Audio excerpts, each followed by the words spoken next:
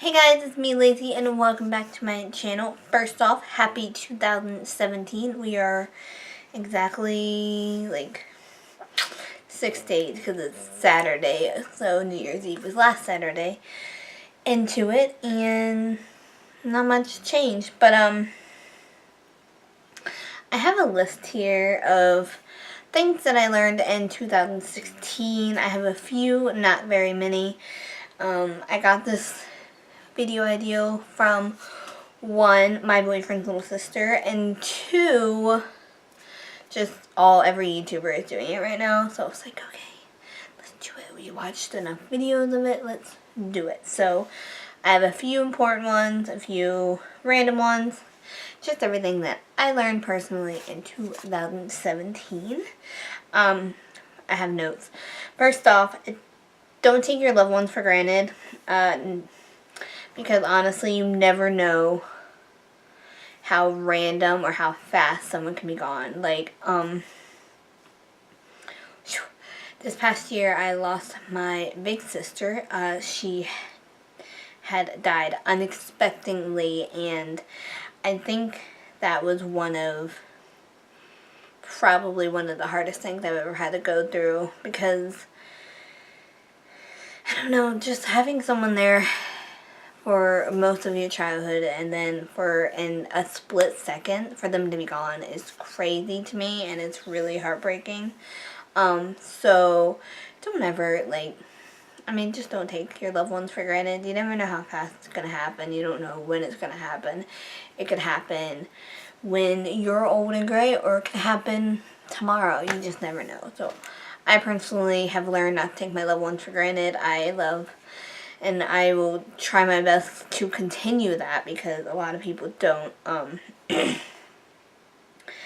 A couple months after losing my sister, I read on Facebook that someone was wishing that their sibling died, and I'm like, that's something that I would never wish on them, and I don't understand how anyone could ever say that. So, yes, losing my sister definitely made me appreciate the ones I still have left. And I did that pretty good, not crying. I'm pretty proud of myself. Second, don't be scared to quit a job if it isn't taking you places you want to be in life. Leave it and move on to the next. This means I work 2 part-time jobs. One at Burlington Coat Factory and one at Wine's Beer Garden. I was at Burlington for a year, and I went to interview for the customer service manager position because I was been there the longest, and they denied me. They gave it to someone that was brand new. They didn't even know what they were doing, and they ended up putting their 2 weeks in, and it's like, after that I was kind of just done with that whole store. I mean, you move on. And Wise, I loved my job there. I loved my customers. I loved my regulars. That was probably my favorite job.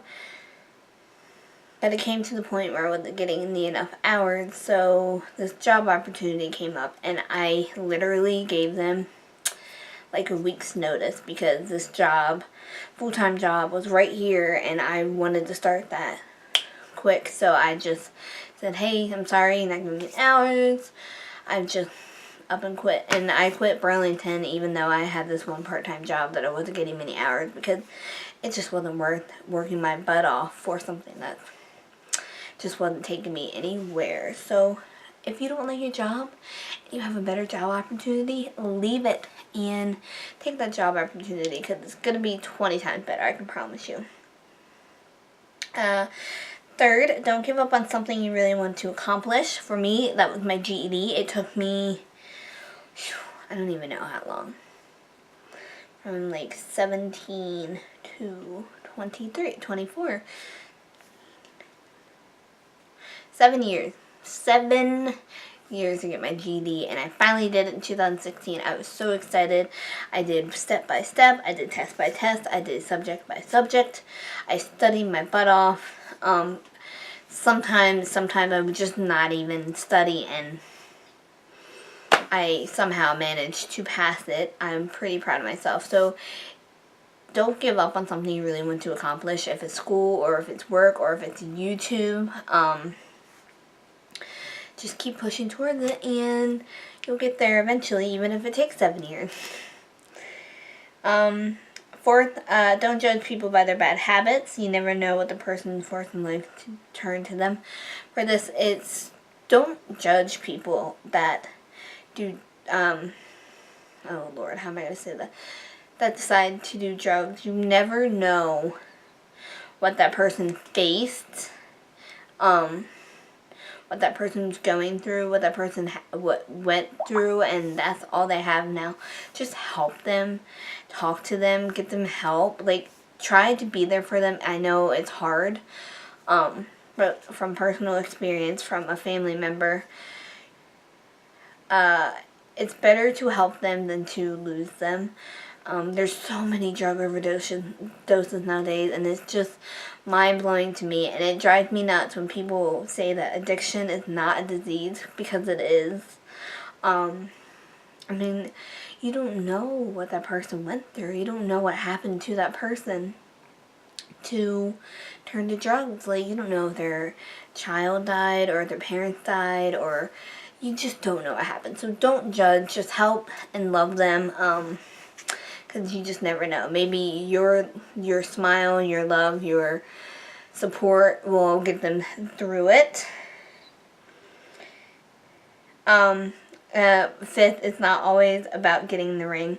This means it's not always about getting that engagement ring. I've been with my boyfriend for 6 years, and after passing my GED, that was the next question that everyone asked me. And for one, I'd love to marry my Jeremy, but it's just not in the cards right now. I do know that I'm going to spend the rest of his life with him, my life with him. So if you know someone that's been in a relationship forever and they're not getting engaged, don't keep asking. Just leave it at that. It happened. It will happen. If you keep asking, it's going to make it 10 times worse. Just let it go. If they're happy the way they are, leave it at that, because you might just be making it 10 times worse asking, when do you get married? Why aren't you getting married? Where's that ring? Just let it happen.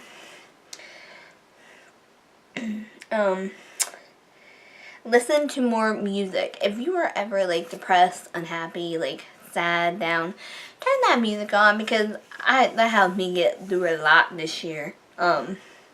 Just jamming out in your car, listening to music.